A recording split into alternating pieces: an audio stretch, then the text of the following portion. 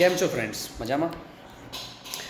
વાત રોજગારની હોય કે પછી શિક્ષણની હોય, જ્યારે પોતાની ઈચ્છાઓ મહત્વાકાંક્ષા બની જાય અને એને પૂરી કરવા માટે એબ્રોડ જવાના લીગલ રસ્તાઓ જ્યારે બંધ થઈ જાય, ત્યારે ઇલીગલી જે લોકો જાય છે અને કે જેટલી હદનું દુઃખ સહન કરે છે કે કેટલી ખરાબ રીતે તેમના સપનાઓનો અંત આવે છે, તેનું વિઝ્યુઅલ રિપ્રેઝન્ટેશન જોવું હોય તો Dunki is the movie for you.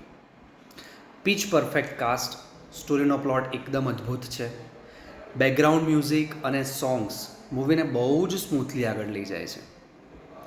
ઇમોશનની એક રાઈડ છે આ મૂવી. ઘણા સીન તમને પેટ પકડીને ભયંકર હસાવશે તો અમુક સીન્સ તમારી આંખોમાં વિનાશ પણ લઈ આવશે. એસઆર કે એક જ વાક્યમાં કહું તો he is just like old wine in terms of acting. SRK અને તાપસી પન્નુ તમને મૂવી જોડે કનેક્ટ કરશે અને વિકી કૌશલ તમને નવા સરપ્રાઈઝ આપશે. નેગેટિવ પોઈન્ટ્સની વાત કરીએ તો સેકન્ડ હાફમાં મૂવી થોડી સ્લો જણાય, કોઈક જગ્યાએથી ગ્રીપ થોડી લૂઝ લાગે.